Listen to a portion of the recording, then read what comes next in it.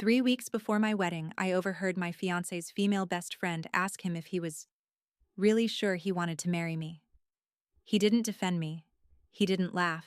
He didn't even say my name. He just went quiet. And somehow, that silence hurt worse than hearing him say yes. Because this woman, Chloe Morrison, had supposedly been his best friend for 6 years. Yet in the 2.5 years Bryce and I had been together, I had never heard her name once. Then she moved to Austin. Bryce invited her in to sit at my house. She rearranged my furniture, inserted herself into our wedding planning, and slowly made me feel like the outsider in my own relationship. Every time I objected, Bryce called me insecure. Then one night, I heard Chloe say, "Bryce, you know there's always been something between us." And instead of shutting her down, my fiancé hesitated. "My name is Annie Schaffer. I'm 31 years old. And at the time, I owned a successful custom motorcycle shop in Austin. 3 years earlier, I'd gambled my severance on an old brick garage with a leaking roof. The first year nearly broke me. By year 3, the shop was clearing 6 figures and drawing customers from other states. I built that life myself. Then Bryce walked into it. We met at a charity auction 2.5 years earlier. "Motorcycle woman?" he asked. "That depends. Are you about to explain motorcycles to me?" He laughed. "No, I was hoping you'd explain them to me." Bryce Whitmore was 27, a PR manager who came from money, private schools, paid for college, expensive cars. After he got my number, my best friend Danielle watched him walk away. "That man looks expensive. He has a job. So does a yacht. Doesn't mean you should take one home." I laughed. She didn't. "I'm serious, Annie. Watch him." My father was cautious too. After meeting Bryce, Dad told me, "My concern is, people raised with everything sometimes mistake comfort for character." But Bryce seemed genuinely proud of what I'd built, and for 2 years, I thought they'd both been wrong. 10 months ago, I proposed with the exact platinum ring Bryce wanted. It cost me $8,000. He cried when he said yes. I believed I'd chosen the man I would grow old with.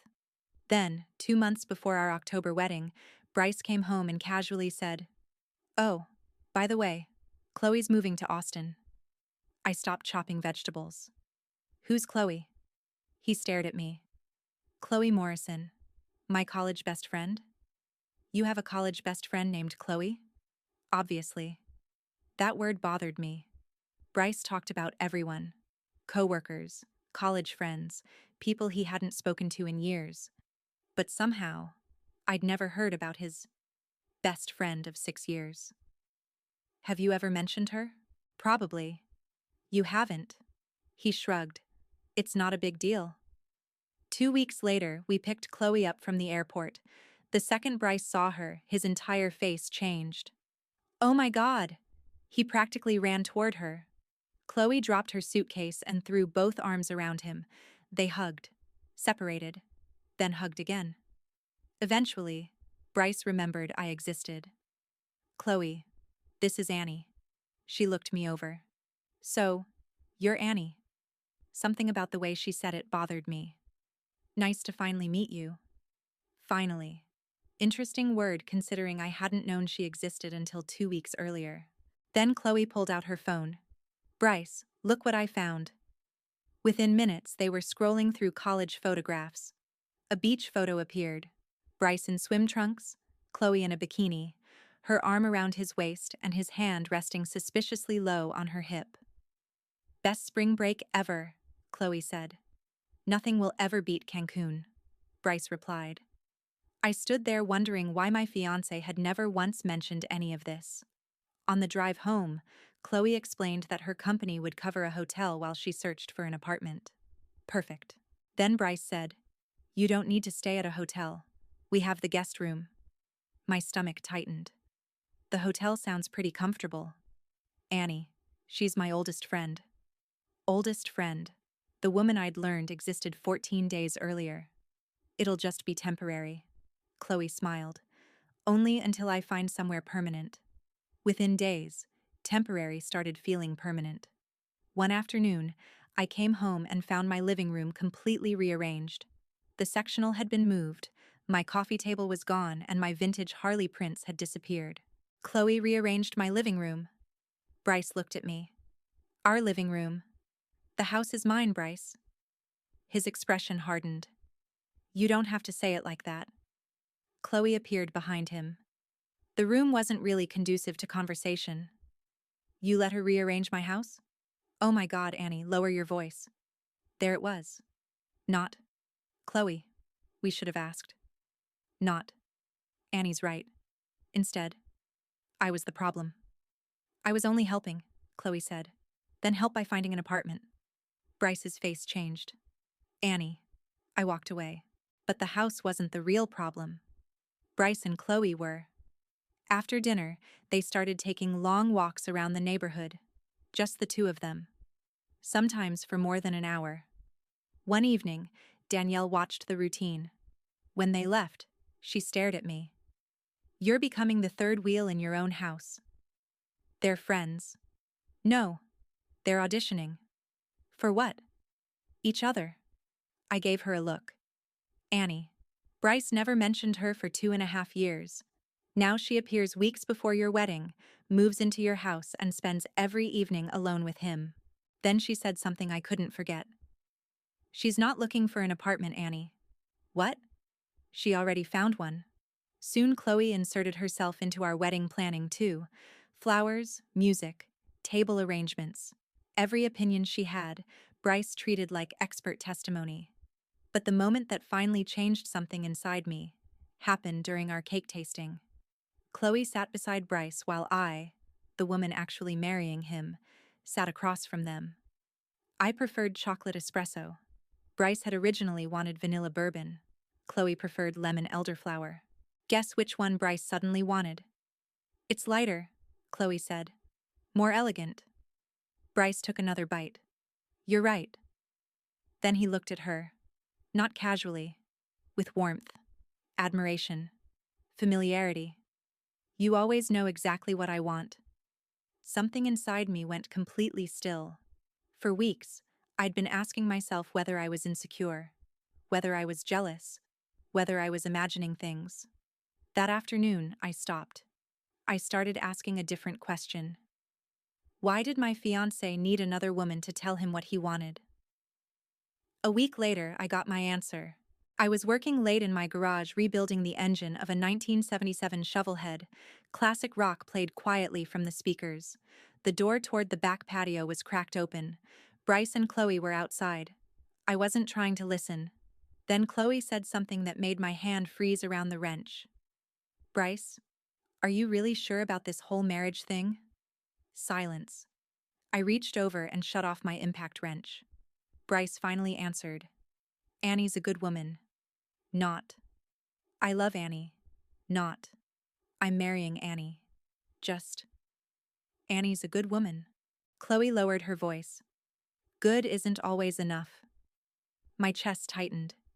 You deserve someone who matches you, she continued. Your ambition, your intellect, your lifestyle. Bryce said nothing. Then Chloe delivered the sentence that made everything suddenly make sense. You know there's always been something between us. I stopped breathing. 6 years of friendship. 6 weeks in my house. And there it was. Bryce finally spoke. Chloe, it's complicated. She answered softly. It doesn't have to be. Another silence. Then, think about what we could have. What we've always been building toward. My fingers tightened around the wrench. I waited for Bryce to tell her she was insane, to tell her he loved me, to remind her that he was getting married in 3 weeks. Anything. Instead, my fiancé whispered, I don't know. 3 words. I'd spent years learning to hear when a machine wasn't running right. A vibration, a knock, a tiny warning before everything failed. For 6 weeks, I'd heard those same warnings in my relationship. I just hadn't wanted to admit what they meant. I quietly turned the music back on so Bryce and Chloe wouldn't realize I'd heard them. Then I picked up my wrench. Chloe hadn't come to Austin looking for an apartment. She'd come looking for Bryce. And tomorrow, I was finally going to make him choose. I barely slept that night. By morning, the anger had burned down into something colder. Clarity. I called Danielle before the shop opened and told her exactly what I'd heard. Bryce said what? Chloe asked if he was sure about marrying me. He said I was a good woman. Not that he loves you? No. And when she told him there's always been something between them? He said it's complicated. Danielle went quiet. Annie, Chloe wanting your fiancé is one problem. Bryce being willing to consider her is another. That was the part I couldn't escape. That afternoon, I decided to stop guessing. When Bryce came home from work, Chloe was out. Perfect. We need to talk. About what? Chloe. She needs to find somewhere else to stay. His expression changed. Seriously. Our wedding is 3 weeks away. We need space to focus on us. She's trying to establish herself in a new city. She has a 6-figure job and corporate housing. Bryce shook his head. You're being jealous again. I don't want another woman living in my house 3 weeks before our wedding. She's not another woman. She's Chloe. As if her name exempted her from boundaries. She needs to move out. His jaw tightened. You know what? Maybe we should postpone the wedding. Everything inside me went quiet. What? If you're going to act this controlling, maybe we're not ready. 3 weeks from marrying me, and he was willing to postpone our wedding rather than ask Chloe to leave my guest room. That was when I stopped arguing. If you had to choose between me and Chloe right now, who would you choose? His eyes widened. That's ridiculous. It's simple. I shouldn't have to choose between my fiancé and my best friend. But if you did? Silence. 5 seconds. 10. Long enough to become an answer by itself. Bryce. He looked away. Chloe's been in my life for 6 years. You and I have been together 2.5. There it was. 6 years versus 2.5. Apparently love was measured like seniority at a company. So you'd choose her? You forced me into an impossible question. No, Bryce. I gave you a very easy one. His expression hardened. If you're really making me choose, then yes. I'd choose Chloe. It hurt. Of course it hurt. But underneath the pain was something I hadn't expected. Relief. For 6 weeks, I'd been trying to solve a puzzle Bryce had just finished for me. Okay. He blinked. What? You chose. Annie, don't be dramatic. You just chose another woman over the person you're supposed to marry in 3 weeks. She is my friend. Then I hope she's worth it. I walked away. I called my lawyer first. Once I knew where I stood, I canceled everything. The venue, caterer, photographer, and band. I lost thousands in deposits. It still felt cheaper than marrying Bryce. Then I called Danielle. He chose her. She wasn't surprised.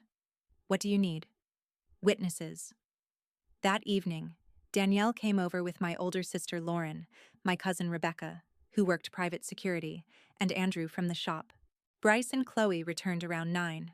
Together. They'd gone to dinner. When they walked into the living room and saw us waiting, Chloe stopped first. Bryce frowned. What's going on? I had paperwork waiting on the coffee table. Chloe, get your things out of my house. Her mouth opened. What? Tonight. Bryce stepped forward. Annie, we talked about this. No, you talked. Then you chose. I picked up the second envelope and handed it to him. And this is for you. He read the first page. His face changed. You're kicking me out? I'm ending the engagement. Silence. You canceled the wedding? Yes. You can't just do that. I already did. His face reddened. You're blowing up our entire relationship because I have a female friend. No. I'm ending it because when I asked you to choose between me and Chloe, you chose Chloe. Chloe stepped forward. I think everyone's emotional right now. I turned toward her. This doesn't involve you. For the first time since she'd arrived in Austin, Chloe had nothing to say. Finally, I held out my hand. The ring. Bryce stared at me. You're kidding. No. You gave it to me. For a wedding that isn't happening. His eyes filled. For half a second, I saw the man I'd planned to marry. Then anger replaced him. He pulled the ring off. Fine. He threw it at me. I caught it. $8,000 sitting in my palm. Take your stupid ring. I closed my fingers around it. Thank you. That made him angrier than yelling would have. You'll regret this. I looked at Chloe, then back at him. I know exactly what I'm losing. The next morning, Chloe was gone. Apparently, the hotel wasn't so terrible after all. Bryce packed his things and left soon after. By afternoon, my phone was exploding. His family and friends called me jealous, controlling, manipulative, a woman who couldn't tolerate her fiancé having female friends. Bryce started posting online about insecure partners and toxic jealousy. I didn't respond. I didn't defend myself publicly. I didn't need to. Because 5 days later, Bryce destroyed his own version of events. He moved into Chloe's new downtown apartment. Danielle sent me the first photo. Bryce and Chloe sat together on a balcony with glasses of wine. The caption read, "Grateful for the people who show up when life gets hard." Danielle texted underneath, "Just friends, apparently." I expected rage. Instead, I felt calm. Every accusation about my insecurity suddenly looked ridiculous without me saying a word. Over the next 2 weeks, the photos became harder to explain. Dinner, concerts, nights on Chloe's couch, and finally a picture with her arm around his waist, almost identical to Cancun. History repeating itself. Then came the date that should have been our wedding. I went to the gym instead. That's where I met Ethan Cole, a physical therapist with his own practice. I wasn't ready for another relationship, so we became friends. Over the next 4 months, coffee turned into dinners and motorcycle lessons, and slowly, my life started feeling like mine again. Then one Tuesday afternoon, I was at the shop adjusting the carburetor on a customer's bike when my phone rang. Unknown number. Customers sometimes called from unfamiliar numbers, so I answered. Schaffer Customs. For several seconds, all I heard was breathing. Then a man's voice. Broken. Crying. Annie? My hand stopped. I knew that voice. Bryce? Please don't hang up. I turned away from the shop floor. How did you get this number? Please, I need to talk to you. What happened? More crying. Then Bryce said something I never expected to hear. I made a mistake. I said nothing. A huge mistake. Still nothing. Then, Chloe's gone. That got my attention. What do you mean, gone? She left Austin. Bryce's breathing broke. She took a transfer overseas. I leaned against the workbench. And? There was a long pause. When he spoke again, his voice barely sounded like him. She's pregnant, Annie. My fingers tightened around the phone. For one strange second, I thought I'd misunderstood. What? Chloe's pregnant. Then came the part that finally explained why Bryce was calling me. She says the baby is mine. Silence. And she left anyway. 4 months earlier, Bryce had stood inside my house and told me that if he had to choose between Chloe and me, Chloe won. Now she was carrying what he believed was his child. She'd left the country. And suddenly, the man who had called me insecure wanted the woman he'd rejected to save him. For a few seconds, I said nothing. Bryce was crying hard enough that I could hear him struggling to breathe. Annie, please, I have nobody. 4 months earlier, that sentence might have destroyed me. Now it just sounded strange. What exactly do you want from me? I want to see you. No. Please. Just let me explain. There's nothing to explain. I chose wrong. There it was. Not. I treated you horribly. Not. I betrayed your trust. I chose wrong. Like he'd picked the wrong investment and wanted to move his money back. You were right about Chloe, he continued. About everything. After moving in together, Bryce and Chloe had stopped pretending they were just friends.